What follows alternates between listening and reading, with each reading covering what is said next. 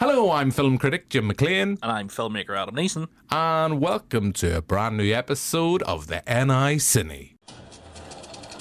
Welcome to Jurassic Park. I'm not even supposed to be here today.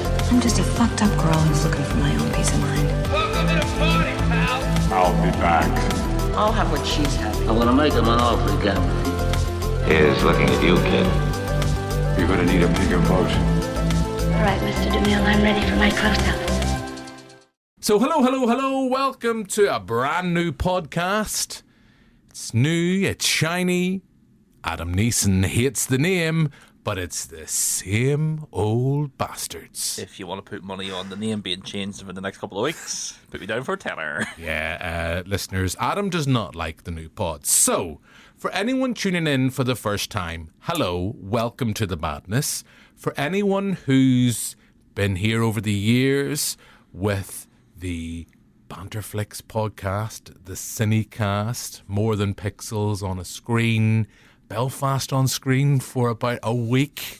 Yes, we are back. We've been away for a little while, and in full transparency, because I kind of had to take a little break, stuff going on behind the scenes, and needed to take a step away from everything and take some care of oneself, Adam. Yeah. And also my mum, but we'll not talk about that too much. That sounds weird when I said that out loud. But we're back. In that time, Adam, you have launched your own pod. We did a big spin-off. If you listen to the Banterflix feed in the past. If you subscribed, there was 2 episodes. And then within about a week, Adam was like, hey, I don't want to be coming across like I'm power hungry, but we're taking this fucking Millennium Falcon of a pod away from you. We're going to do our own thing. And I'm like, I'm going to let you be a peacock. I'm just going to let you fly. And weirdly, Danny went... That's just Danny talking in a normal. I mean, Just what's the accent? Yeah, what's odd about that? But yeah, you have, as I say, you have the Outer Rim Rambling now. Yeah, if anybody wants to go subscribe to that, it's pretty good. Bi-weekly, every second Monday of the month, we'll talk about Star Wars, the latest news in Star Wars, and a chosen subject. The latest episode, we talk about Mark Hamill giving up. Well, not giving up, but pretty much saying, I'll not be back as Luke Skywalker. He'll be back. Yeah, he'll be back. Money talks. And then we also talk about Mia Goth being cast in Sean Levy, his Star Wars Starfighter movie with Ryan Gosling. Yeah. Well, you've got that to look forward to. Check it out. We'll put a link on the pod, and as I say, you subscribe to that pod. And if those people are listening to Outer Rim Rambling, and have now decided to tune in for this madness. I don't know if it's going to be more professional. I don't know if it's going to be different. But anyway, with this, we aim to showcase not just what's going on at your local multiplex, but also shine a light of some of the film screenings, events that are happening locally here in Northern Ireland. I guess as the year goes on, we may venture maybe south of the border. We may even head to the mainland. We might have a Hotel Britain, maybe go to Edinburgh, London. We're going to see how it goes. Anyway, as I say, it's a new name, an attempt at doing structure. Not going to last. No, let's give it a week. It's not going to last. But we're going to try some structure, going to try some new things and see how it goes. And do you know what we're going to try first, Adam? Tell me. After normally of 25 minutes of rambling and nonsense, we're not going to do that. What? We are going to go straight into our first review of the week. And that, of course, is Clown in a Cornfield. You're going to be talking about this. I've seen this as well, but before we hear your thoughts, let's play a clip. They're really big on tradition around here. Every year, there's this parade where everyone gathers around a friend of float. Friendo? It's the clown on all the Bay Pen corn syrup labels.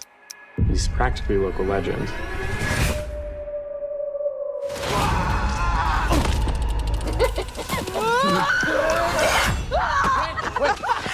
Smile, silly girl. You're about to become a sensation.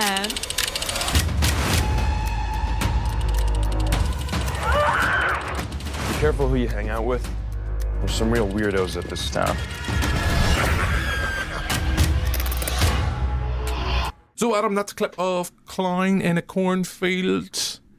Give us a bit of setup and, more importantly, your thoughts. Clown in the Cornfield, directed by Eli Craig, probably best known for directing Tucker and Dale. Tucker and Dale versus Evil, which is a very underrated horror comedy. Clown in the Cornfield is based on the best-selling novel, which has a trilogy now, so you'd imagine this will probably have some sort of trilogy. But it's basically small-town America. This town sort of relies on the corn syrup factory, and there's a bit of an incident, and then things. I don't want to spoil. But then it's sort of an evil emerges from the cornfield, and you get your typical slasher.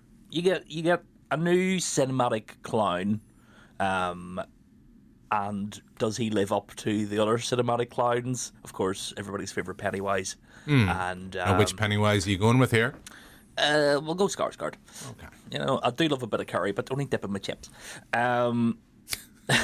But for me, Clown in a Cornfield is sort of... It was a bit of a letdown. I was hoping with Eli Craig being the director that I would be getting a lot more satirical comedy and a little bit more than just the premise. But realistically, what you're getting is just a fun slasher out in small America, and teens squealing. You do get some funny jokes. There is some, bit of LGBTQ plus stuff nice in there. Yeah, it's definitely a modern horror. Because some movies, I'm going to say Fear Street Prom Queen, that was on Netflix recently, try and take a stab at the 80s slasher and don't really understand why those movies, even when they're bad, still have a charm. So you've seen that, so you clearly weren't a fan of that. No, that was atrocious. It was... Although I liked the first 3 Fear Street movies. So did I. They were fun. Yeah, and I was hoping... not that we're tangent, Jim. Yeah. But where Fear Street Prom Queen is sort of... a bad impression of an 80s slasher, whereas Clown in the Cornfield sort of is taking a new step. It's homaging things like Freddy versus Jason, and classics. Yeah, classics, and obviously Pennywise and other clown films, and you get your typical teen drama angst, but it's not atrocious. And the fact that it is based on a trilogy of books and it sort of leaves itself open to come back for a sequel, it's an alright time at the cinema. But it's when you have horror movies this year like Sinners and coming up things like Weapons, that is really going to be, even Dangerous Animals that came out in the last week, stuff that is really elevating horror. The Clown in the Cornfield doesn't cut the mustard, Jim. There you go. You're going full country. So I've seen this as well. I was lukewarm on it. I thought it was fine. It was kind of one of those things where all the things you've kind of alluded to. I've seen other films do it better, but to say I was I bored? Not really. Some of the kind of visual gore nastiness is fun. That sense. I know probably when we're looking at the top 10, I'm sure we'll at some point talk about Final Destination. We kind of see that. I thought there was fun to it. I thought it was kind of that great kind of attempt at being something that's a throwback, but trying to look through with a postmodern lens.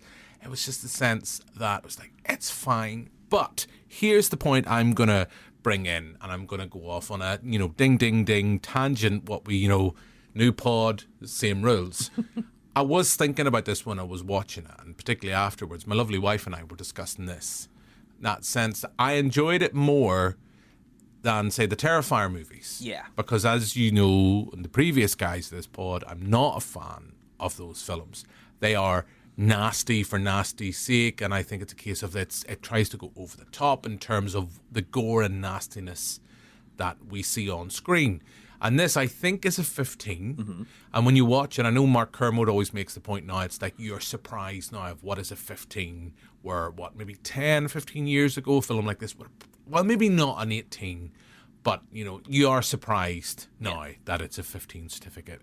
Because there's some pretty nasty bits, although I did laugh. There is a point, and it's not a spoiler, there's a sequence, you're going to know the point I'm going to talk about, because I'm going to say this as unspoilerifically as possible.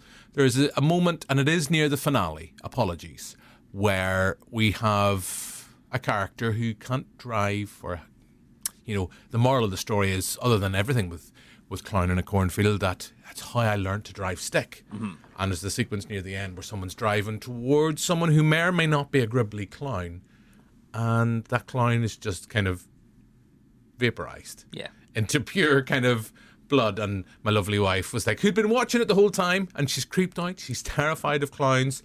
She was like, well, that's ruined it. That just wouldn't happen. That wouldn't be like that. But we both said we preferred this more than Terrifier, in that sense, because there was a gore, and there was like physicality. I think some of the gore was done practically. I imagine it would be done so. Having known the director and seen his previous work, as you've mentioned, Tucker and Dale versus Evil, definitely worth a shout out, and definitely worth a watch if you haven't seen it. I think it's a better film than this. Yeah. But the fact that the gore, it's got the right level of gore. In terms of the plot, it's fine. And, as we get to the revelations of what's going on, it's like, oh, okay. It's a bit hot fuzz for me in its resolution, but not I love hot fuzz, but in the terms of what's going on, without going into too much into spoilers.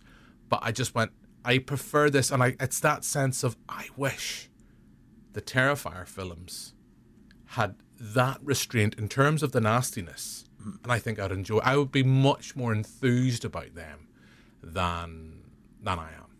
I think the movie I would compare it to recently in the horror circles is Eli Roth's Thanksgiving. Sort of had that feel. I really half expected you to come up with, like, The Brutalist.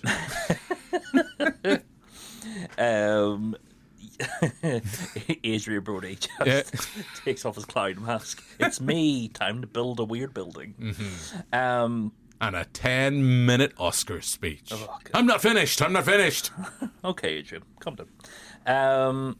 Yeah, it's like you say, you kind of expect more from it, just in the sense of, what the premise is, and you just kind of want the fun kills. And it does give that sort of, you have your killer-based horrors, your Jasons, your Freddys, your Chuckies, and you know what you're getting. And with this, that's sort of what you get, but the clown really hasn't been established as... No. It's to me too generic of a clown to sort of be like, at Halloween, nobody's going to dress up as clown from a cornfield. No. They're like, who are you? Have you not seen my corn shuck? It's me, friendo. He's got his wee tin of the Green Giant corn the cob out with him. Do you not get the joke? Yeah, okay, so I think we're lukewarm on that one. Mm-hmm. If you have seen it, I know we'll probably be mentioning it very briefly in the top 10 in just a moment, because it was out in cinemas. We've both seen it. But if you have seen it, drop us an email, get in touch with us, let us know what you think. We have a little number we have now for our voice notes if you want to get in touch. But I think on that, we will move on and we'll have a look at the top 10.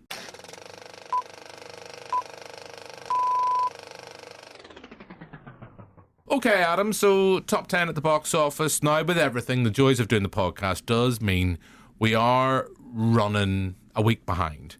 I think I put a call out earlier on to see if anybody had anything they wanted to give a shout out. So maybe you could have a look at that, Adam. Yep. And see if anyone has any comments about what we have talked about. But looking at our top 10, we have Thug Life, which I think is an Indian movie, Bollywood production. It's a film I haven't seen. I don't think we have any comments from anybody that has seen them. No. I'm surprised, and it's not that I'm surprised. The amount of Bollywood films now, not just like in a niche community cinema, but the likes of the Omniplex. I don't know if Cineworld, I don't know about Movie House, but they are getting released, so they clearly are finding an audience. And I guess depressingly, the week that we've seen in Northern Ireland, where stuff's going on without getting into too much politics, there clearly is an audience for those films. Otherwise, they wouldn't be still, getting, seats. there clearly is an audience for those films. Otherwise, they wouldn't be getting screened in cinemas. I can say with good confidence, because I know people that work in Cineworld, that the Bollywood movies that they show weekly, so I think that's actually nightly now. Yeah. But when it was weekly, I think it was like a Thursday or a Tuesday night, would be sold out, and you would have stuff like Mission Impossible with 4 people on a screen, and the Bollywood movies would be packed. Yeah. So there is definitely an audience for it here, and it's. Have you been to one? I haven't, unfortunately, and I would love to go to one. I think you and I have to go to one. We'll do a little video afterwards. Whenever RRR came out, I think I was raging I didn't get to see that in a cinema, because I think that would have been to experience in a cinema would have been ridiculous. Would have been Avengers Endgame level ridiculous. Okay, so there we go. There's a promise. You and I were going to go on a date. Yay. I'll buy the popcorn, you buy the soda. Now, next up we have Wes Anderson's latest film, I believe, I can never say the name of it. The Phoenician Just Scheme. like Blinds. I'm a bit Wes Andersoned out. I haven't seen this. Okay. Have you been to see this yet? I did. I went and seen this for my birthday, Jim. Are you a Wes Anderson fan? Yes, but I will be fair, after sort of, I did enjoy The French Dispatch. That was The French Dispatch was me. It was like, right, you've kind of reached almost peak Wes Anderson. Yeah. You're just doing your thing now on autopilot. AI Anderson. Well, the trend over TikTok. Do you remember when people were like, I can do the Wes Anderson videos? Have you seen the one that does football matches? No. Oh, seek it out. It's if Wes Anderson directed a football match. Oh, it's good stuff. It's a thing of beauty. I did see Michael Barrymore making a Wes Anderson video ages ago, and I was like, But French Dispatch, I liked. Asteroid City, I liked parts of. Asteroid City was fine. It's just once it got to near its end, I was like, it's not. There was elements in it and elements about filmmaking. I was like, this is quite sweet, and I quite like what they're doing. It didn't grab me in the way his earlier stuff did. I think, for me, he reached his peak with the Grand Budapest Hotel. Yeah, but then again, that's where, that's if you ask the people that do those TikTok videos, that's the only one of his films you've ever watched. Yeah. Like, I don't know about you, but like Wes Anderson to me is Rushmore, Royal Tenenbaums, Darjeeling Limited, like that sort of. Do you know what one I think it's over? I'll not lie, listeners. We did the old thing in the pod, the IMDb timeouts. I'm just going through whether it counts as an IMDb timeout. I'm just looking back, but Moonrise Kingdom, is a film I love. Yeah, great and film. I kind of got a little bit overlooked. I know around the time there was Richard Ayoade's film, which name went out of my head. Submarines is the film, which kind of reminded me a lot of Moonrise Kingdom. But that for me was kind of like, okay, I was still loving Wes Anderson. I'm not as massive a fan of the Grand Budapest Hotel as others are. Yeah, I think it's a really good movie, but it's definitely, it has a great performances.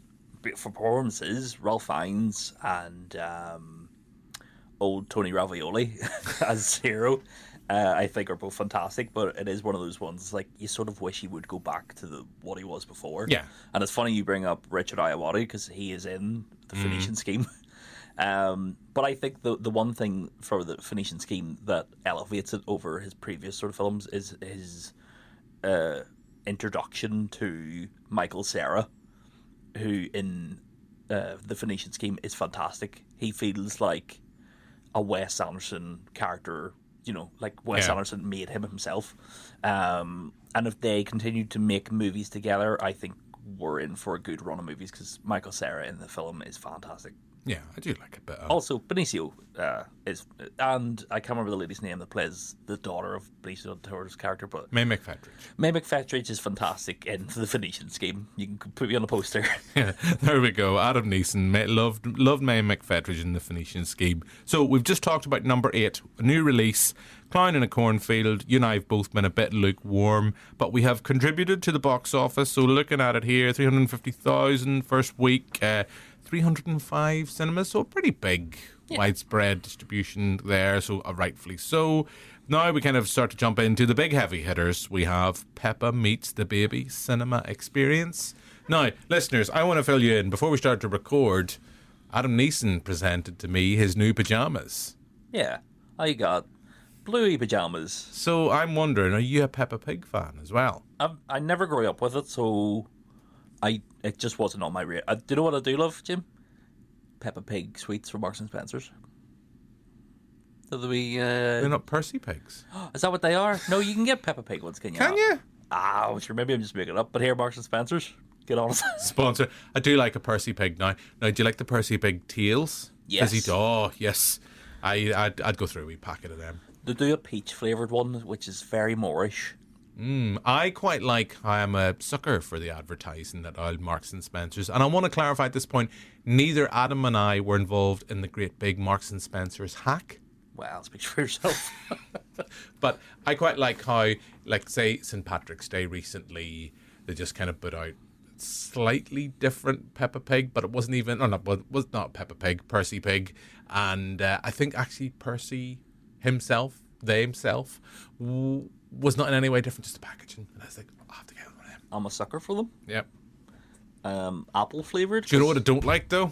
As I put my fist down? Jesus. I don't like Peppa Pig or Percy Pig Easter eggs.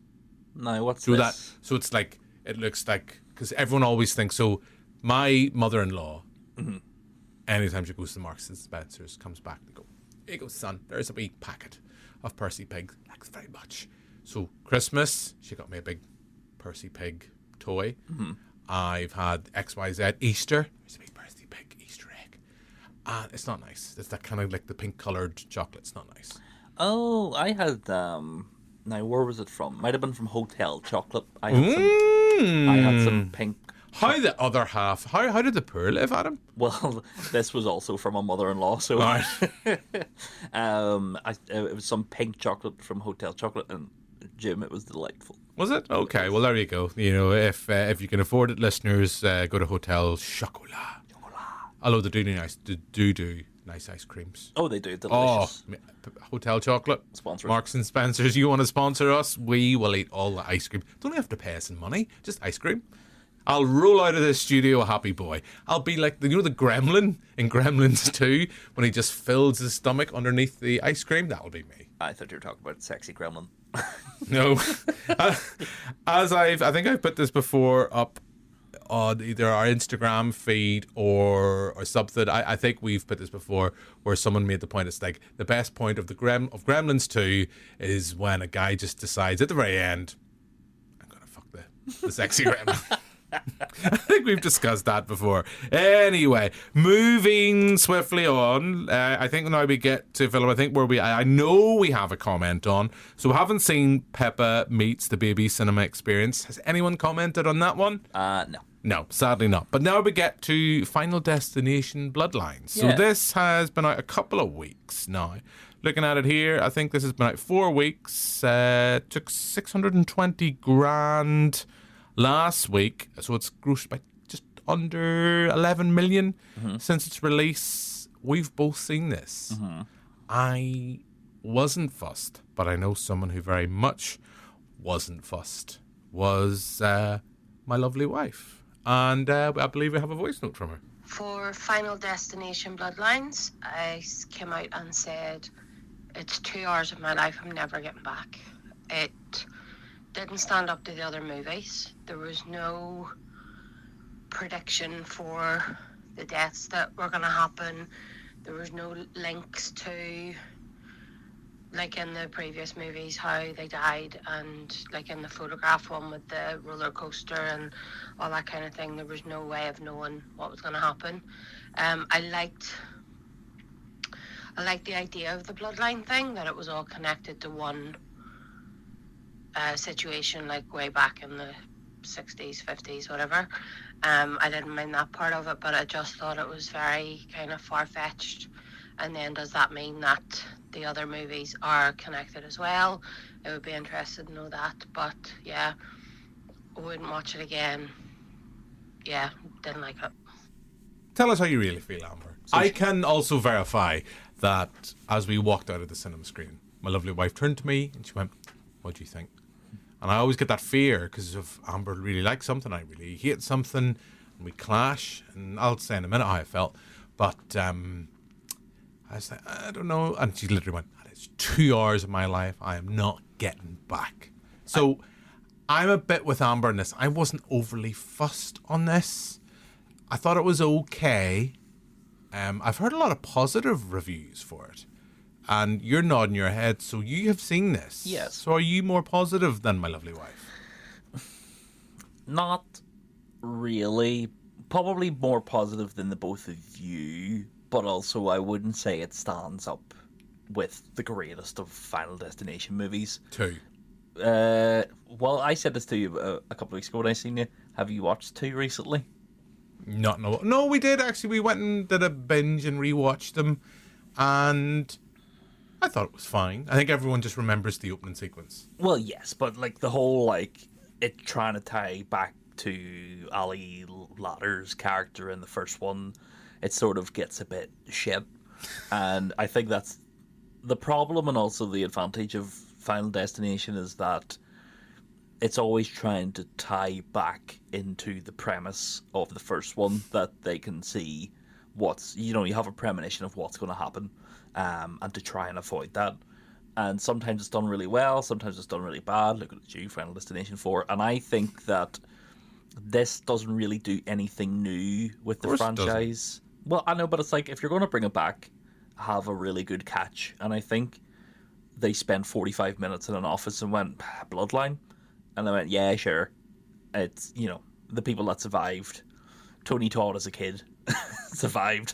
Do you know what? I want to say this, and I'm going to be... It was sad seeing Tony Todd on screen because you just realised how ill he was. Yeah.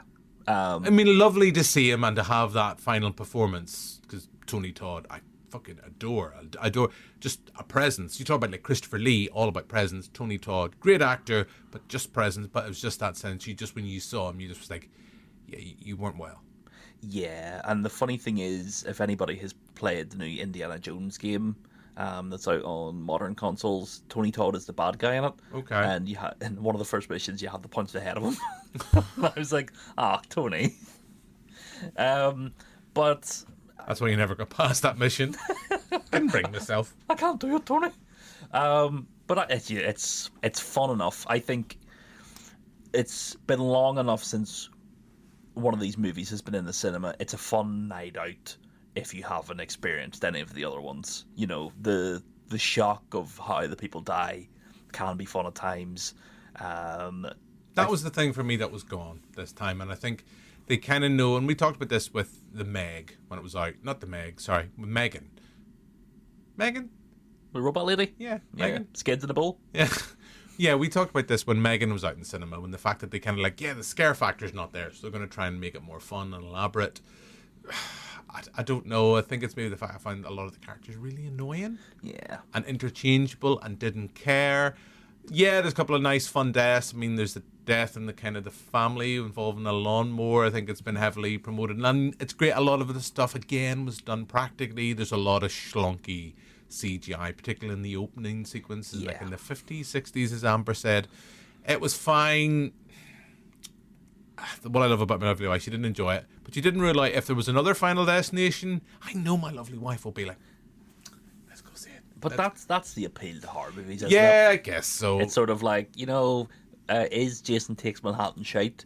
Yes. Will I watch Jason X? Yes. Yeah. So, mixed bag for us. Moving on in the top 10.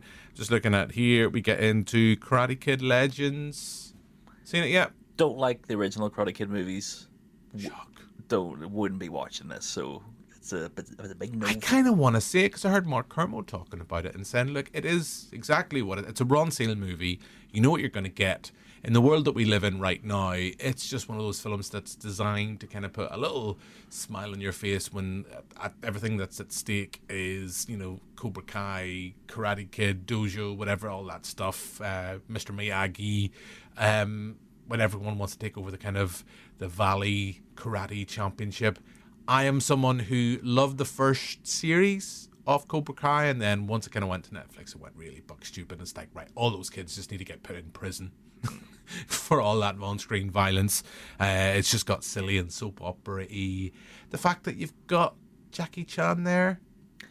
Well, you know, Jackie Chan, for as fun as his previous movies have been, sort of come out in recent years as a big transphobic bastard. So, all right, well, we'll not pull on that thread. So we haven't seen that, and I love the fact when we put the comments out for people to message in, they've just messaged about films that they've watched at home. No one has messaged in to say anything in the top 10. But anyway, we will go on very quickly. The Salt Path, I haven't seen this yet. I've heard Jason Isaacs talking about it, and I know my lovely wife has read the book based on a true story. Cornwall apparently looks absolutely fab. She went to see it with her friend, our neighbour Jade.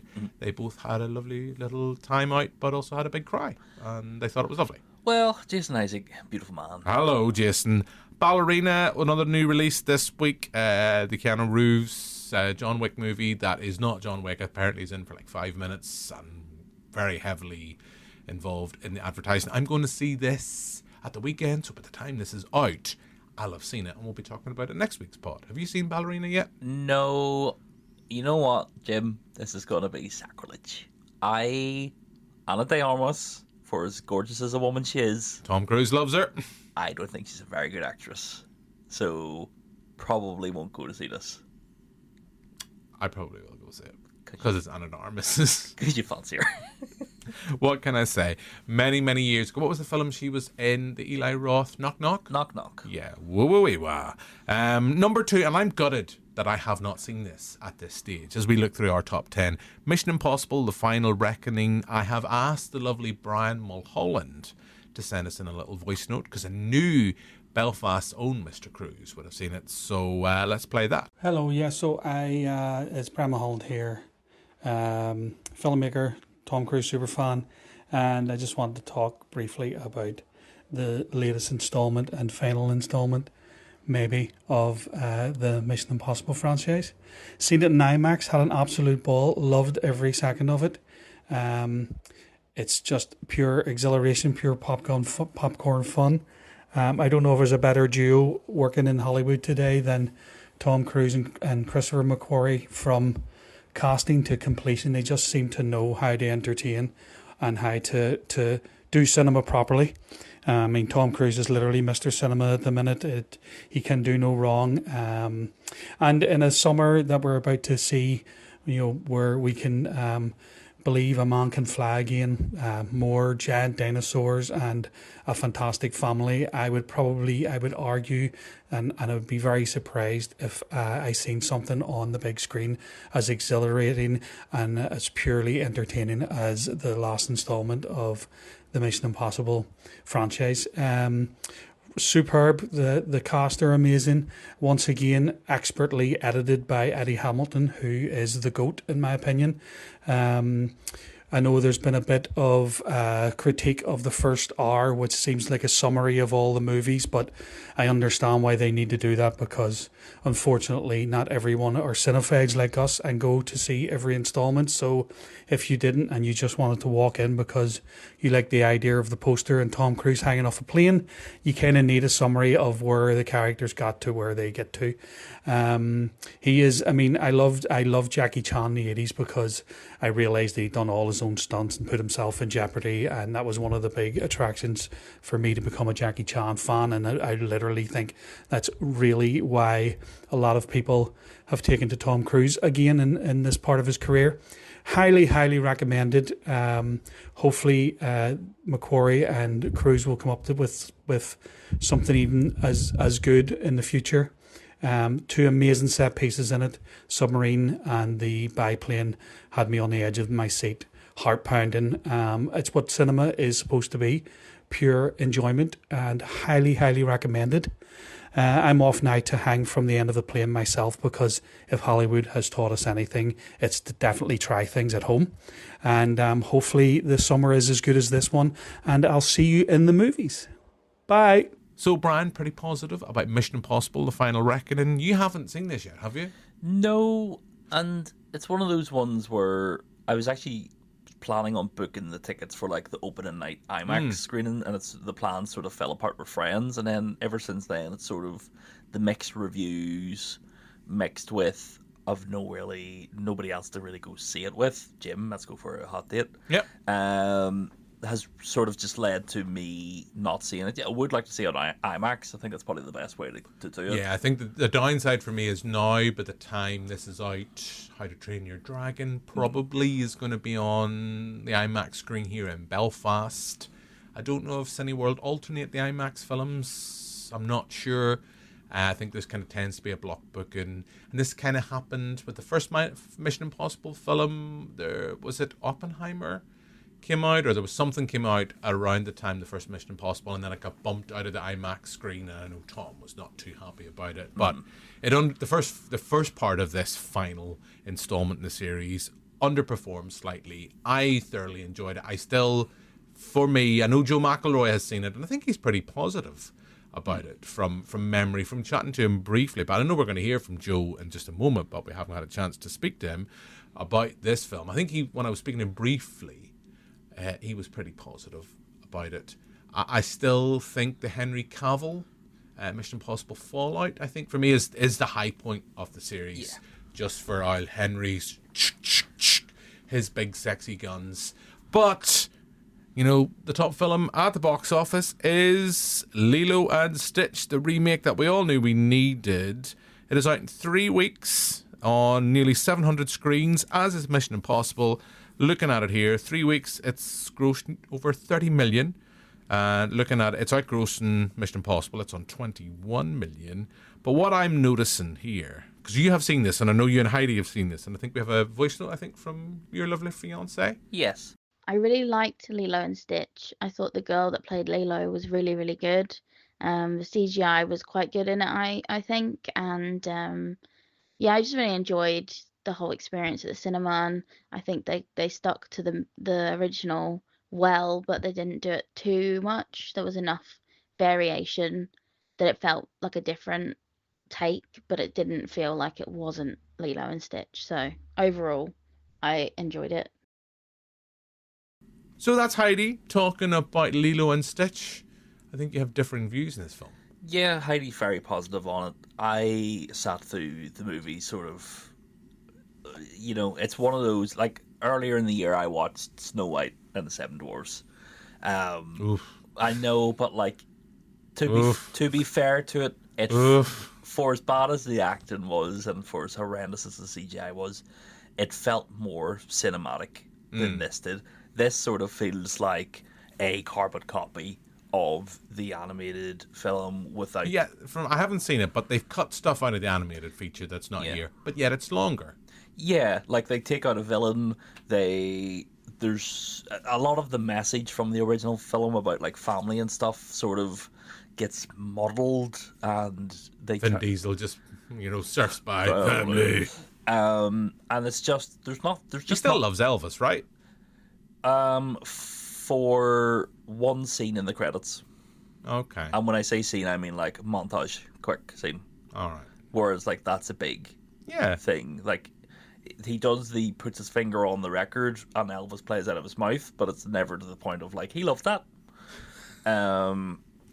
It just feels very dry, and for the CGI's very good, and the girl who plays Lilo, who's a newcomer, is decent. I'm not going to be like she's shite. She's fun at the role, but it features a lot on the nanny character, and she wants to go to college, but her parents died, and it's like you're getting really heavy-handed here. She's going to become the new Batwoman. It's getting very heavy-handed for a fun Disney remake that like there isn't really enough fun stuff in it. Yeah. But hey, they make money. We've just shown that. I mean, they make a lot of money. Look, as we say, we're going to do this for a while anyway. Looking at the top 10, we want people to message in, send us our little voice notes with what they've seen, what they've thought. I know people have kind of messaged in. A couple of people have been watching Hellraiser. I know that was screened at the Fright Club. They had Butterball himself. Yep. Was down. Simon Bamford. Yeah, like I say, Chris Dunlop wrote in and said he watched John Wick on 4K, probably getting excited for the ballerina, and Hellraiser 2 on Blu-ray last night. My favourite of the Hellraiser movies. Big penis monster, man. Yeah. And Gavin Clark says he watched none of the movies in the top 10 fair play, but would like us to talk about the new Superman trailer, which blew the Fantastic Four trailers out of the water. Gavin, I don't agree with you, although I'm very excited for both movies. New Superman trailer, awesome. Fantastic Four trailer, awesome. Haven't seen the newer Fantastic Four trailer, have seen the new Superman trailer. And do you know what? I love the fact what James Gunn's trying to do. He's trying to go old school. I will bat for a film that tries to put a smile on your face. Yeah.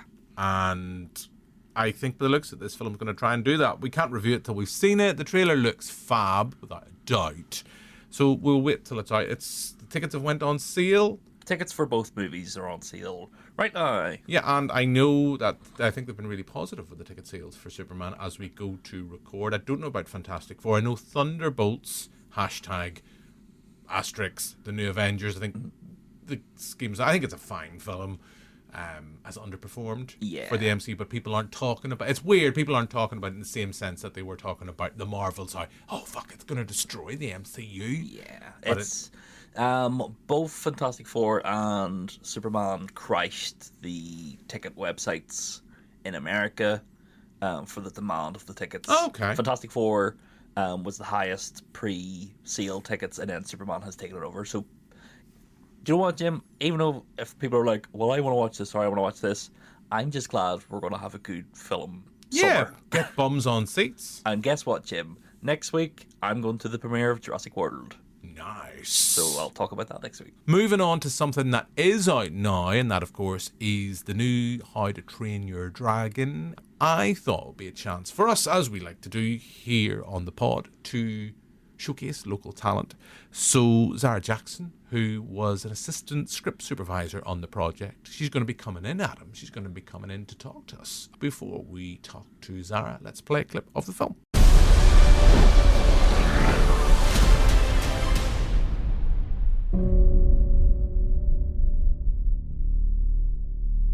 We're all descendants of the finest dragon fighters from everywhere the Vikings ever traveled.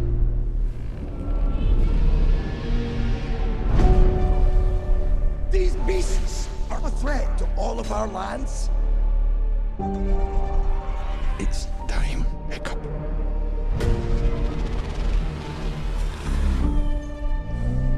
I have to kill you. I will, because I'm a Viking. Hear that? I'm a Viking! So that's a clip of How to Train Your Dragon, which is out in cinemas now. Now, we're going to review it in just a moment, but I thought we'd pause. And on this new format for the pod, we are going to showcase local talent, both in front of and behind the camera.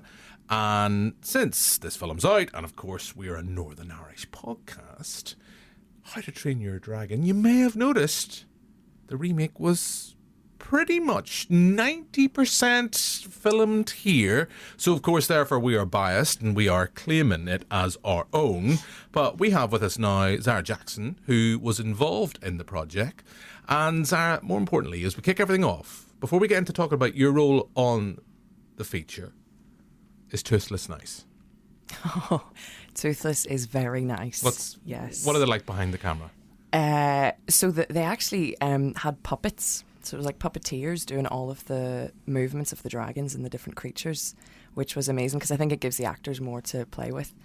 Yeah, Toothless. We were a big fan of Toothless. Yeah, he was our wee fave. He's on all our like crew gifts and all the merch we got. It's all kind of Toothless centered. I just imagine, Toothless just, once the director calls cut, he's like, I need my M&Ms. Oh, he's a diva. Yeah. Total. He's a full diva. Yeah. But lovely. A nice diva. But lovely. Yeah. Who's nicer, Jared Butler or Toothless? Oh, both lovely. These are the key questions Both people want to know. Both enormous divas, but so lovely. No, both lovely. Both. Okay, I say all that in jest, Sarah. So you were involved in the project. Tell us about your involvement on this live-action remake of... And I guess I've heard that they don't like the term remake for this. I think it's like reimagining, I think is the term they've possibly used.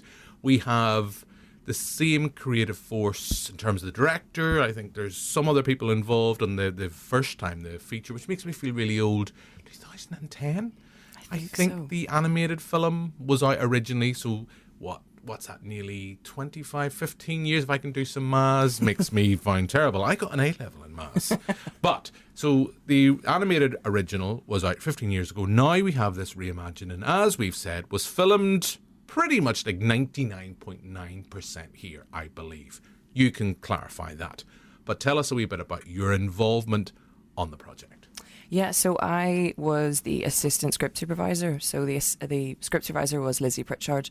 And she needed someone to assist her and to kind of do paperwork and take photos and all those kind of bits that allow her to then focus solely on the script and what action that we're filming. So, yeah, we started filming in January last year, 2024, and finished up April, May. And it was amazing. We did some of the stuff was in the studios in Harbour, some of the stuff was in studios in Titanic, some of the stuff was outdoors. The scene where Jacob decides what he's going to do is all done Severick. And we did some stuff North Coast, and we did some stuff in Tullymore. A lot of the forest stuff is Tullymore.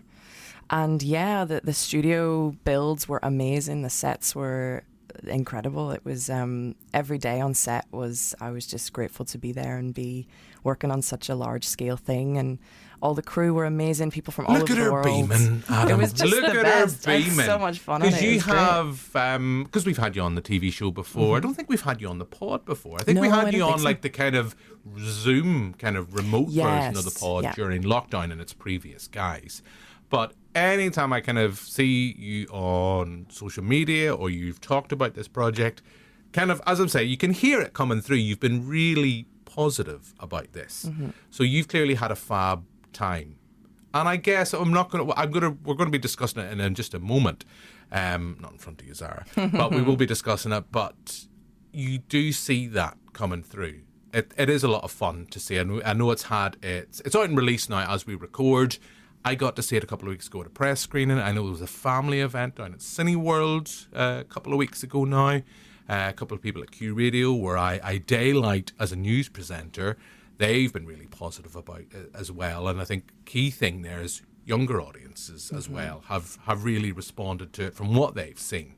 But as we talk about that, I know you've kind of flown through a lot of what you were doing there. What are your memories? What are the things that come back to you for working on that project?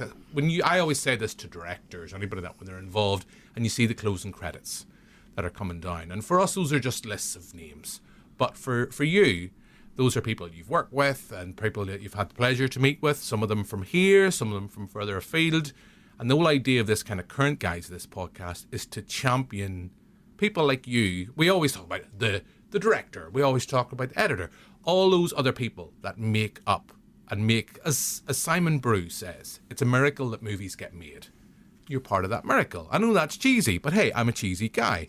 So what are your memories? You've ran through the kind of locations. When I said to you, the first thing you think of when you see those closing credits, apart from the fact that Toothless was a real bastard. Honestly, all the people I met and all the friends I made, because they're the people that when you're on a night shoot or when it's freezing cold, because we started in January and it was snowing, I remember. It's the people that you're meeting and your co-workers are the people have, like someone comes along with a joke and says something and you're suddenly kind of back in it. It's So what's your joke? When you're trying to lighten the mood, Toothless is not going on, Jared Butler is sitting there going, no, I'm not doing this. I need a pint before I go on. What's your kind of like, I'm going to lighten the mood here? I don't know. A lot of the ones I was told on How to Train Your Dragon, I'm not sure if I can repeat. They were all pretty... And that's from Toothless? All directly from Toothless himself. Yeah. Tasteless, they called him? Yeah. Tasteless was his nickname. I can't even... I have a really bad one. That's the worst joke in the world, but I love it. You haven't listened to this podcast, so, okay, go you for ready? it. So there's two olives sitting on a table and one falls off and the other one goes, "Are you okay?" And he yells up, "I'll live."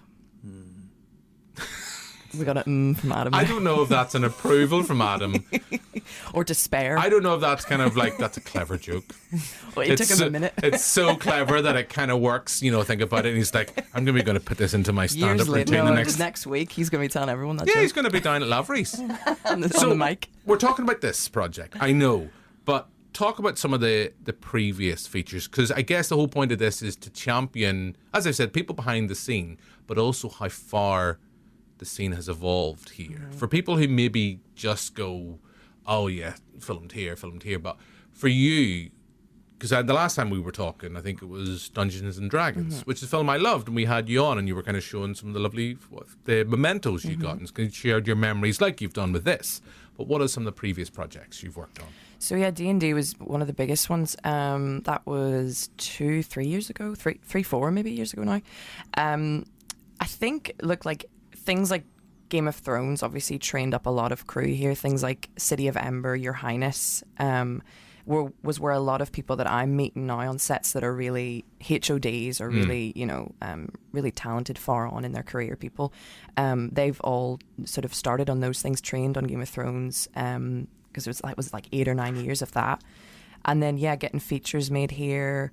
It's our scenery too. It's like everywhere's so accessible in Northern Ireland, and we have great links with US production companies, European production companies, and there's a lot of crew now here that are willing to work and that are really skilled and that have a real appetite for it. So it's great to have things like this, and I always champion Northern Ireland as somewhere to film, because it gets you work. It gets me work, but it's also just it's a super mixing pot of every type of, there's all different types of people and all different types of skill sets, and there's something really unique, I think, about our scenery. And you could be on a beach, and then you can be in a forest, and then you can be in the city, and then you can be on a sound stage in a studio, and it's just kind of got this unique quality. And actually, I mean, the crew are all really complimentary about here, and Dean himself was saying, it felt really magical. It felt like Burke, and all these kind things that people say, but there was something about the group of people that were together. And I think it fed down from Dean and Fraser, the first AD, and all of the crew that he had picked were all really just nice people and really hardworking and genuine people. And I think that's why what you're saying about seeing on the screen and seeing that translated, I'm watching it and I'm thinking, am I just biased that I'm seeing that it kind of translates into this lovely thing? And obviously I have all these memories of it, so I'm like, is that why I love it? No. But no, I think there is something, even seeing it with friends. I saw it with friends last night actually at the Odeon, and it was just this really lovely thing to be able to watch it with friends, because they remember me being on it and me being like, I can't make plans because I'm, and being away for 6 months really, because it sort of takes over. But then they're like, we get to see why that you were absent or whatever, and it sort of makes sense, and it's this kind of cool story. And did they decide it was worth it for you to be absent? They were from those big events in their lives. They were big, huge Taylor events. Swift concerts. I can't go. I couldn't make it. They were like, look, it's what you love to do, and we can see how passionate you are about it. You. Yeah, just like love life. And they were, my friend Clinton was laughing his head off. He was like, get all the gags. He was loving it. He was like, these are such funny characters. But yeah, I think it translated from what we thought it would be. I think it's even grown more than that, because I kind of thought, will it translate? Will these certain gags, because it's improv as well, like you're on set and they're improvising things, and there's certain things they're throwing out that aren't in the script, and you're sort of like, what take will they use? And there's all that anticipation of how will it cut together, and how will the dragons look whenever all of the visual effects have been added, and how will they build this world, because we get to see it so segmented and so like a jigsaw, and then when it's all put back together again, you do think, how will it translate? But so far it's been really positive. My friend Fergus sent me a text message from his I think it was his niece maybe, and she just in capitals said, I cried 3 times, How to Train Your Dragon is amazing. And he was like, the reviews are in. Yeah. And I was like, and they're scathing. Stick that on the poster that without should go a doubt. on the poster for sure. You mentioned the director Dean, of course, he was involved on the animated feature. For you, was that then interesting coming in, watching someone who's been involved in a project that's animated, where I guess there's, you're coming into a film like that, with animation there's not much editing, you're kind of getting it to the point where like that's the way you want it, and then when you've then got that director coming to this and saying, right, that's the vision that we're coming with, because it's 20-30 minutes I think longer than the animated feature. It's definitely darker at times. I think I said at the time when I was discussing it afterwards, without going into too reviewy section, I kind of said it's like for people who love the animated feature, they might find it's like, oh, it'll be great, my kids will love this. It's like, but I think it's definitely more adult than what we've seen before. But then, as I've just pointed out, kids that watch this when it was out are now going to be 15 years older. So, of course, they're going to be able to take things out a little bit tougher. The other thing I also want to mention, I don't know in terms of local involvement, but costumes, I guess we have that history with Game of Thrones. Costumes look fab in this. But I know, this is a love fest, I know, without really discussing the film. But for you, what was that like having a director who's been involved in a project? They say they're not calling it remake, it's a reimagining. I guess that's the term they've kind of went with on this. Did you notice anything about that with the director? Yeah, well, I mean, I think what Dean has been able to do with this is add that little edge of grit and explore maybe, because he now has, obviously when he made the first animated film, he didn't have the other two to kind of recall. So now that he has that, he can make this in retrospect with those in mind. And I think that's kind of part of the reason he wanted to make this. But yeah, he was a really, really nice guy and so knowledgeable and so passionate.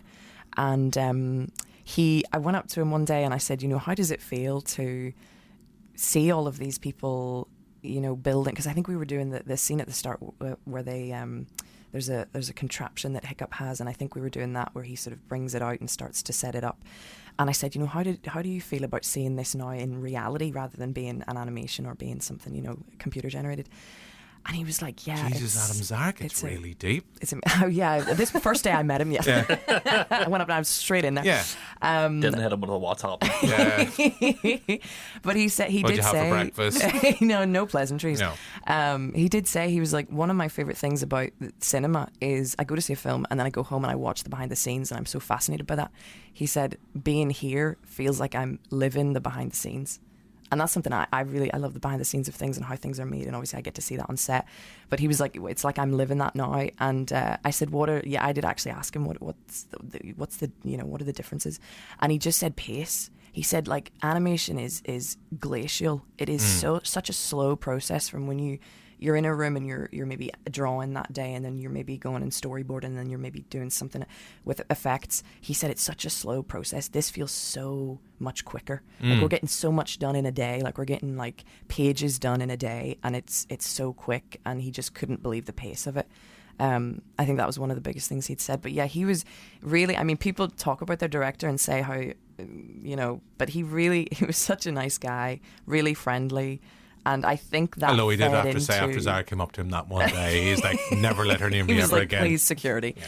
Why was she allowed near me? But yeah, he was such a genuine guy. And I think that fed into everything else. And that's why it felt like such a nice set and a nice atmosphere to be involved. I think it all kind of came from him and his team, which was, it was just nice. Fab. So we are going to let you go. You have other things you want to do, Sarah, beyond this. But we know that there's 2 more films in the animated series. There's also book series that this can draw from. So I guess there is potential to do loads with this series. We've seen that the House of Mouse, Disney know that they will make money from live action remakes. How much would you love to see? Like, okay, if Dean's there listening, I don't know if he's listening or not. Are you going to be saying like, hey, that girl that got really deep on day one? My second question after that was like, what do you have? They're doing a McDonald's order. What did that? But how much would you love to see? The sequel's been greenlit. We know this at this point. I mean, it was the studio was that confident in this, and I guess it's the fact, and I hate using this phrase, they have an IP. They know that there's a market there. I think the reviews have been largely positive. Hold on, you'll hear what we think in just a second. But it's clearly going to be a success at the box office. They have confidence in it, that it's confident in enough to greenlight the sequel already. So Zara, you hoping it's going to be filmed here? You hoping you're going to be back on set? I mean, that would be the dream. Where all the crew, all the local crew are talking about how great it would be if it was back here. Even the guys, the part of the animation team were in, there's a guy in Amsterdam I was chatting to, and he was like, it would be like a family reunion if it was back in Northern Ireland. So I mean, fingers crossed. We're all hoping and praying for it. It would be brilliant. I know the landscape is slightly different in the second one. I know that they kind of, it's like ice caves or something kind of. We can do ice. We got ice, But yeah, so salt. We've got salt mines. Yeah, that'll be fine. Mines. Just looks like ice. We'll just dress it up. It's like in The Simpsons when they say cows don't look like cows. Yeah, exactly. They don't need to look like ice. They won't know. But I guess I don't know whether we can ask you this or not, but what other projects are you working on right now? Ooh, all very small things, not really anything. Small things are the important things. They're great. I have a lot of shorts this year. I don't know it's kind of shorts have exploded, which has been great. There's been nearly one every weekend, so that's been great. And then just a lot of photography projects. I haven't really done any. I haven't had a feature since How to Train Your Dragon. I've done a lot of kids TV and a lot of short films and stage managing theatre. Shows as you do. Can I ask a quick question? Oh, please do. Here we go. Please do. He finally chirps Let's up. open the floor. Yeah. People don't really understand that script supervisor is a very important job. I would say slightly second under director, especially on set. You're not lick. Because it is very much. It's the person to your right or your left that is keeping you where you're going. On your day-to-day, I know you're an assistant, so your assistant obviously thing, but on your day-to-day, did you feel that, like, you know, you could see the vision being so close to the director, you could see the vision, or was it, by the time you watched the movie, were you like, I didn't envision this at all in my head, but it's magically came together in everything? Do you know, yeah, the first one, because it was very much what Dean, but then because Dean is so close to the project, having, you know, so much involvement, I think it was always going to be very true to what he wanted, and I don't think it would have really gone in many other directions. But I think that's great because it sort of sticks to the source material. But yeah, as you say, I mean, there was a day I covered Lizzie, and there's a chair next to the director, and that's the script supervisor, and everyone was like, sit in the chair, and I was like, I can't sit in the chair, and they were like, you're the script supervisor today, you sit in the chair, and I was like, okay. You sat in the chair, didn't you? I sat in that chair, and I was like, it was so exciting. But it was the great hall scene where Gobber and Stoic have their conversation about Hiccup, and it was a dream come true. It was so exciting. I was like trying to just calm myself down and be like, right, Sarah, do your job, be professional, make sure there's no mistakes. Did you take the seat home? Did I what, sorry? Did you take the seat home afterwards? I didn't know. It was definitely not for me. It was just for that day. But I enjoyed that seat that day. I was like, she brought her own seat in today. Be. She got a seat here. And the seat's here tonight. Yes. But yes, yeah, I mean, it's Lizzie's job was, I watched her work sometimes, and I didn't know how she was doing it, because she would just know everything, or she'd have a photo of it, or she'd have it written down, or it was just amazing the way she worked with Dean. And because I suppose it was maybe one of his first live action directing, I think she maybe had a little bit more to do with him, because she wanted to kind of make sure that he was happy enough with everything that was happening and have those conversations and be informed about everything. But just script supervisors in general, like big stuff, I'm just like in awe of them working. I just watch them work, and I'm like, how are they? And then people then say that to me. They're like, how do you? And I'm like, I don't know. There's must be a part of my brain that takes over and just knows how to be a script supervisor. And there's another part of my brain that's looking at that part going, oh, what are you? How does that work? Can I ask a very naive question? And I know we're going to let you wrap up, and we're going to let you go on, and then Adam finally, will come and had a wee question. But just when you mentioned that, kind of talk about script supervising, working on a feature, you've mentioned you worked on TV as well. Does that, I guess, the script supervisor job, naively from a point of view, when you're working on a feature, it's complicated. When you're working on a short, it's complicated. But I guess when you're working on a TV show, where you're coming in not only with a grand vision, you're maybe involved in one episode, that's one director. How much more complicated does that then role come in those type of projects? Yeah, so Pickle Storm, which was a CBBC show I did, I worked with a director for my block, and then the next director had a different script supervisor that they normally work with. So a lot of the times it can be a director can pick a script supervisor because they've worked with them before and they have a good working relationship with them, and they know their style. And I know I think Christopher Nolan always works with the same script supervisor and things like that. People just have their team, I suppose, when you get to that level. He's going to work with you now after he heard how deep and meaningful you are. That would be the ultimate dream. I mean, Mr. Nolan, that would be unbelievable. But anyway, I'm a big fan of Pickle Storm. Yeah, I really like Pickle Storm. Yeah, it's my favourite TV show. But yes, so sometimes that works, and then TV show episodic is different because you have to think about the whole series as a in terms of continuity from episode to episode. In terms of a feature, I think sometimes a feature, because it's more self-contained, it can often be simpler for a script supervisor, because all you have to break down is just that one. It's almost like an hour and a half of everything that you'll ever need to know. Whereas episodes, An hour and a half, you're being generous. It's no, but you know what I mean. Like you've Yeah. got your feature, your whatever size it is. But yeah, a TV show episodic can be tricky because if you're, as you say, if you come in halfway through, or if you're just doing a certain block, it all has to kind of seamlessly work. Which I suppose then the script supervisors, we sort of would have chatted to different people and kind of created a little bit of a handbook almost.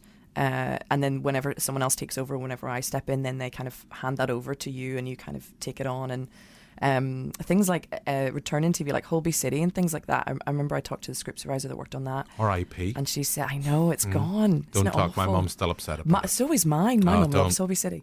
But Bring anyway, it back. Karen Langrick that worked on it, she trained me actually the first year that I did this. And she said it was really tricky because sometimes you'd only be in for one episode in a block and then someone else would take over and do the next one after that. And you'd have to come in and do the third one when the characters had all of this things had happened to them in that sort of intervening episode, and then you had to then come in and say, okay, wait, is that person, so how, and kind of catch up almost.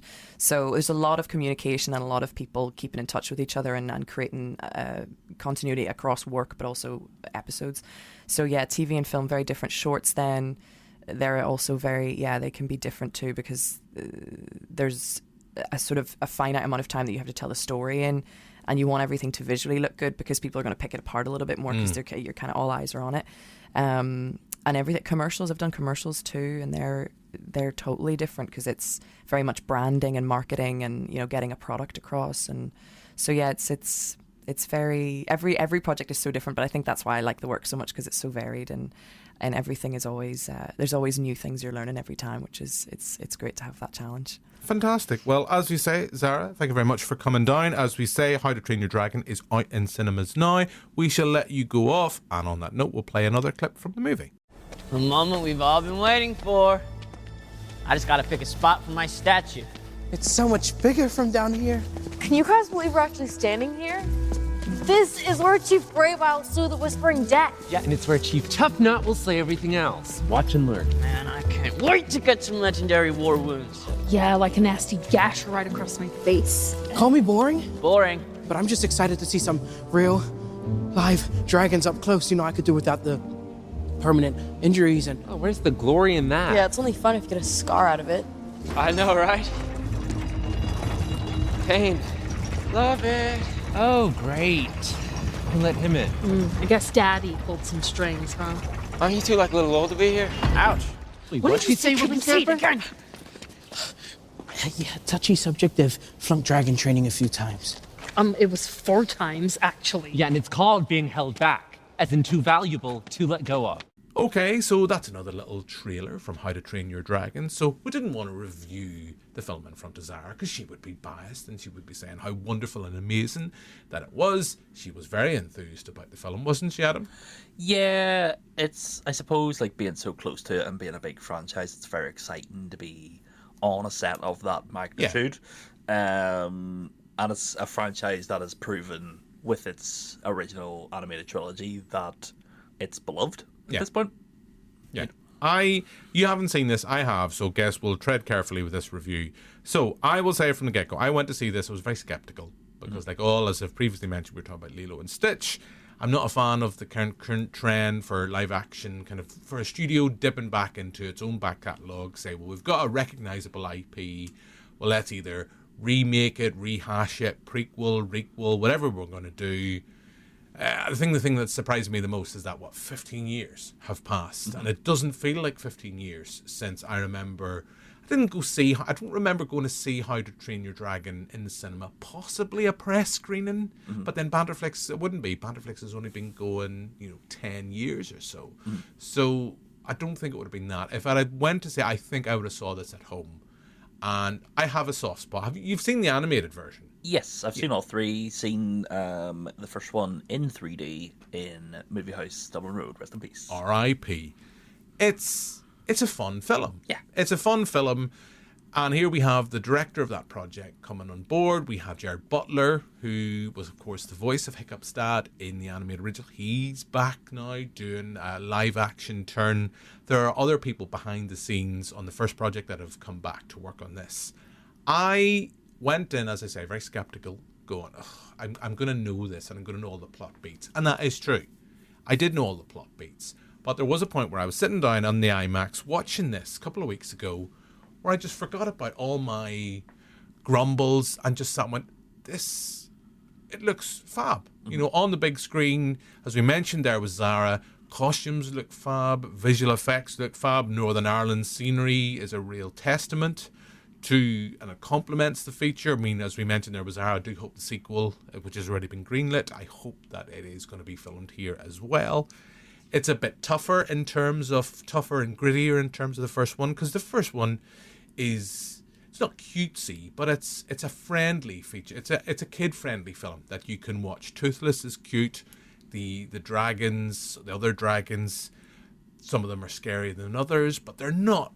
It's not a tough film. I do think some of the dragon fighting sequences are definitely more adult oriented. Not all adult. There's a bit more grit, as I say. That's the best way I can think of. I think with Sarah saying herself that the director has learned from the trilogy itself gets darker over time, and I feel like maybe he's leaned more into that from the beginning. But I guess at the same time, as I made the point, kids that love this, when they're maybe like 10, they're now 25. Yeah. So they're not kids, so you've got to do that.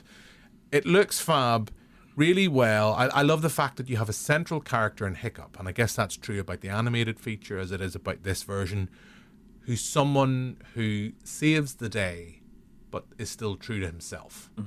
And is, you know, in this world that we live in now, toxic masculinity and all that stuff, he's a sensitive guy. And I think it's great that he's championed. He gets to where he wants to be without compromising who he is or what he has to do, and how he can move people and change people around change the world around him by being true to himself. We have other characters there. We've got strong female leads in there. You've got a relationship between father and son. You've got the relationship between Hiccup and Toothless. Those are all things that are, it's like machine tooled into the animated feature. It's machine tooled into this. So it's a likable film.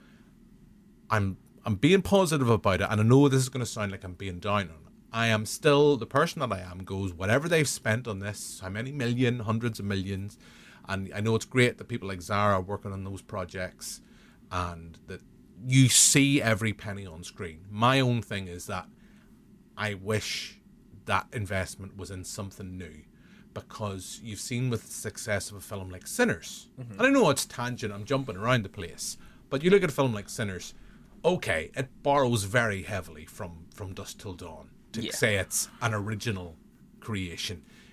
You can see the references in there, but it's not a sequel. It's not a recognizable IP, series, franchise, whatever you kind of call it. I wish there was more confidence by studios. But you've made the point earlier on when we were talking about Fantastic Four, we were talking about Superman, it gets bums on seats. Well, so that's a good thing. The remakes of these cartoons are inevitable, and I think as much as we'd love to see studios take risks on bigger, original ideas, I think, take Lilo and Stitch for example. Both live action remakes of animated movies. You're saying that sort of How to Train a Dragon sort of has that bombast and sort of has the excitement of the original. Oh, it looks fun. Genuine. I'm not just saying this, and I know Zara was in it, and I know Zara, and maybe I've been swayed because I've known her for a while now, and Zara has been talking to me about how much she has loved working on this project. And if I was someone who was working on that project, sitting in the cinema seat, I would be like, I'm proud of being involved in this project. I totally get that. I just sit there and go, heart of hearts, me personally, as 43-year-old guy who has no children, no kind of reason other than that to go to the cinema, it's very easy for me to go, oh, fuck, well, I wish you had spent X amount of money on something new. But then would I be as critical of if we were having How to Train Your Dragon 4, the animated film? I don't know. They would both get bums on seats, but would that story be as interesting? Talent-wise, in front of the camera, I mean, I haven't even mentioned Nick Frost is in this. Nick Frost is great in this. Well, I'm just upset because I would have wanted to see a live-action Craig Ferguson.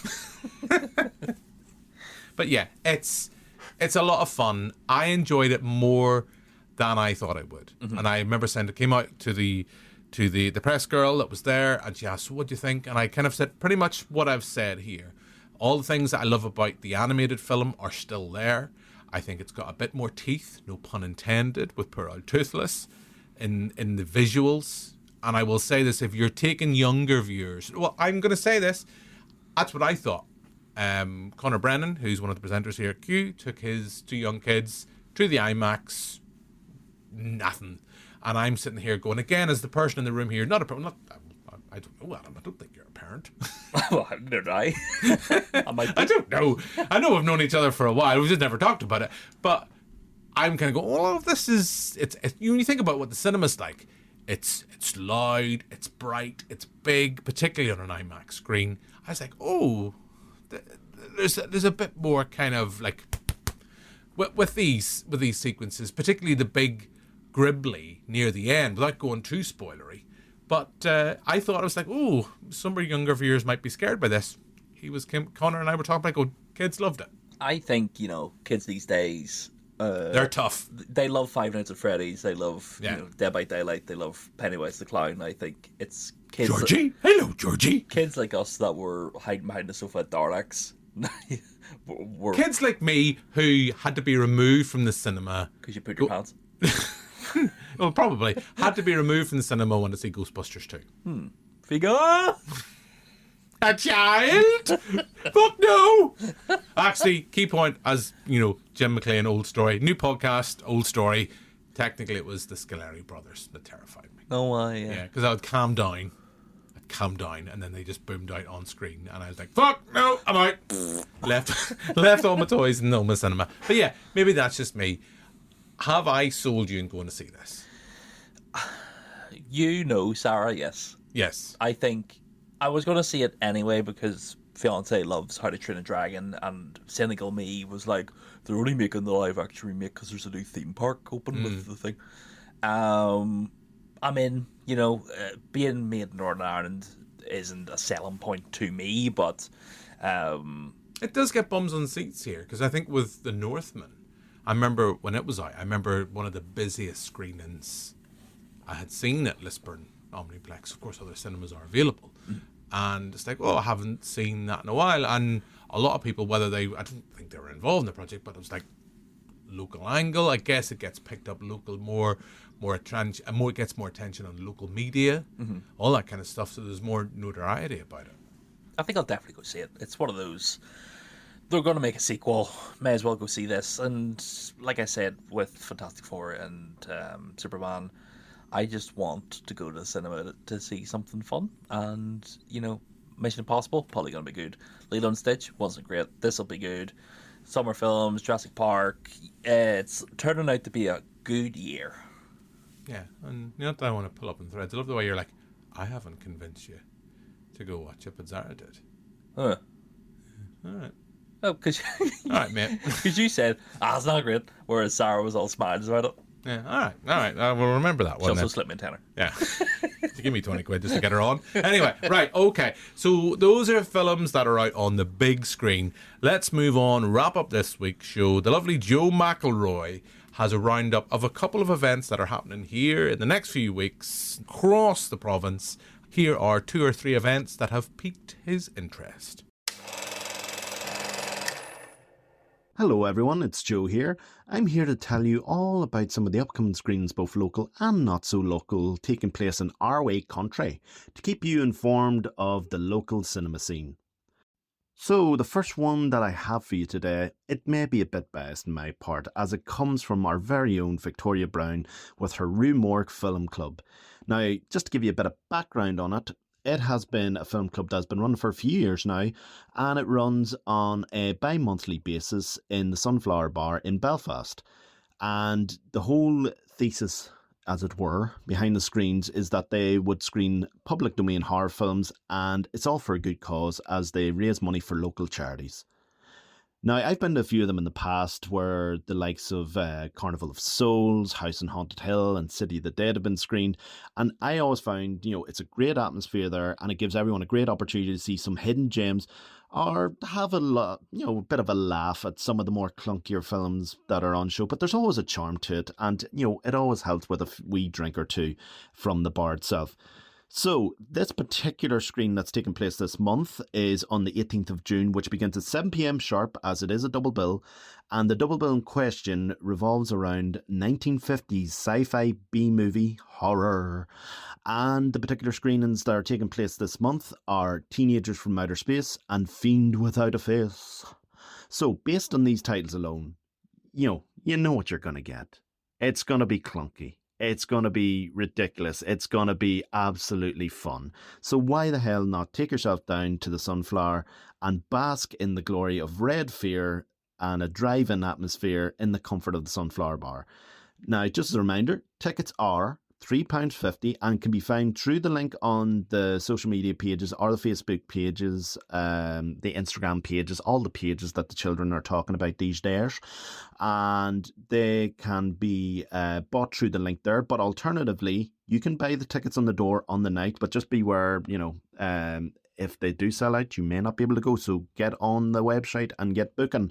And just want to draw attention as well to the charity in question that's being represented on the night, and that is Play for Strays, and they are Northern Ireland based charity who provide toys and other items of play for animals in shelters. So come on down for a night of fun, knowing that you are contributing to a great cause and you're having a great night's a crack.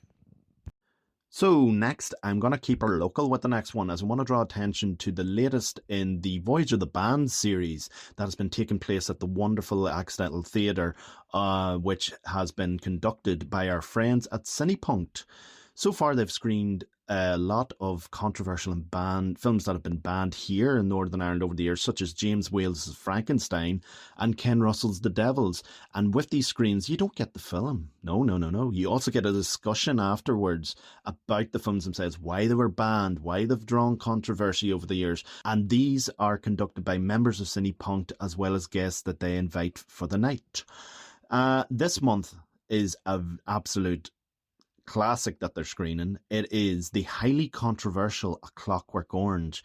Now, anytime you have an opportunity to see a Stanley Kubrick film, no matter what, I would say go see it. Go see anything. 2001, Eyes Wide Shut, Full Metal Jacket, Paths of Glory, The Shining. Anytime you have a chance to see one of the most brilliant filmmakers of all time, show a masterclass in film direction, you should go and see it and just sit in awe at what you're going to be presented. And, it's no real different with A Clockwork Orange. With that film, you get provocative cinema at the finest and, an absolute all-time performance from Malcolm McDowell, who, as, you are guided through this sort of seedy dystopian world through his character Alex. And it's a world that will repulse you, it'll excite you, it'll disturb you, but ultimately, it will enthrall you into what A Clockwork Orange is. So I would highly recommend seeing it, not just because it's a Kubrick film, but because of the nature of the film and the fact that you get an interesting discussion afterwards. So I highly recommend that. So this screening is going to be taking place at 6 p.m. on the 29th of June at Accidental Theatre. Tickets are £5 and can be purchased through the Accidental Theatre's website or on the door on the night. Special guests aren't announced just yet, but keep your eye on Cinepunkt's website as well as their socials in the coming days, and that will be announced then. So that's A Clockwork Orange, Accidental Theatre, end of the month. Just go see it. So for the last of my recommendations, I want to take a step outside Belfast, and I want to take you all on a journey. A journey far away to the land of the Nerve Centre in Derry, as Foyne Film Festival are presenting their cinematic breakfast series. Now, this is a series of screenings that they've been running throughout June, and they offer audiences the opportunity to kickstart their weekends with a coffee, a croissant, and a cinematic classic. And this month they are screening The Overlooked Gem, A New Leaf. Now, this is a film that up to last year, I knew next to nothing about. The only thing I knew was that it was directed by Elaine May, and the thing that drew me to that was that I love the film Mikey and Nicky that she'd made. So I didn't know really what to expect going into this here. But once I sat down and watched it, and as it began, the whole screwball nature of the comedy that was presented on screen had me in hysterics. And I have never had such a wonderful experience in the cinema than just sitting there laughing and howling as, you know, we're treated to this story of Walter Matthau's rich playboy who spent almost all of his inheritance, and he is desperate to get some money back and to marry into money. So in doing so, he meets the wonderful Henrietta, a shy and awkward woman who's also really wealthy due to her career as a renowned botanist, and they are played by Elaine May also. And the way these two interact on screen, you know, the sardonic humour, the dry humour, it just had me in kinks tried. It was just in the little details in her performance that just really lifts and enhances it, as well as just an absolutely brilliant script by May herself. So anytime, you know, I see it, like, even if it's ever shown on TV, if it comes up on a streamer, or as I'm speaking to you now, there's an opportunity to see it in the big screen, please take this opportunity. You are in for an absolute delight of a film. You know, the world at the minute can be a bit grim and dark, but trust me, something like this for the 1.5 to 2 hour run time, it'll just, you know, it'll shed a little light into your life for that short brief of time. So if you are in the area and you have the opportunity to see it, please go see A New Leaf on behalf of the people at the Foyle Film Festival. Now, just as a reminder, for that screening, it takes place at 11 a.m. on the 21st of June at the Nerve Centre. Tickets are £6, and as part of that ticket, you get a croissant as well as a tea or coffee. And you can book your tickets through their website or at the door on the day. So that's just a few of the screenings that we've got coming up in our wee country. And I strongly suggest that you don't just take my recommendations on that. Have a look around. Follow pages of many different film societies in and around Belfast. You know, the more screenings we see of these kinds of films, and the more these sort of communities can grow, the more enriched our lives become through cinema. So that's pretty much all I have to say. Bye-bye. So that's Joe's roundup. I haven't got a name for it yet, really, for that little feature. Good choices. Hey, Joe, take a walk on the wild side. Pick a walk on the movie side, Joe. So, yeah, that's pretty much us. Adam, you know, we've talked about new releases. We've talked about some stuff that's happening on locally. We had the lovely Zara on the show. Any other business you want to very quickly mention before we wrap up? Don't think so. I think, you know, new podcast. The boys are back. Yeah, Adam, the boys are back indeed. Fabulous Banter Boys. We're here to stay. We'll be back. We're going to be doing this format. We'll be tweaking it and changing it as we go. But as we say, we're not sure if Adam likes the name. Message in, tell us what you think. Adam knows he doesn't like the name. Adam's not sure. Not sure. Depends how much money's going to spend on other people to get artwork done. Can't get ChatGPT to do it all the time for just 20 quid. Anyway, that's us. So, as always, thank you for listening if you've got this far. Thank you, as mentioned, to the lovely Zara. Thank you to Joe. Thank you to people who've sent in their voice notes. Brian, my lovely wife, and Heidi. Love the way we just went to, you know, our other halves. Here, what the fuck have you seen this week? People we've had sex with. Yeah. Include you, Brian. Yeah. And that was all three of us all at once. Anyway, so that's us. We will be back next week with another podcast. But for now, until then, goodbye. Bye.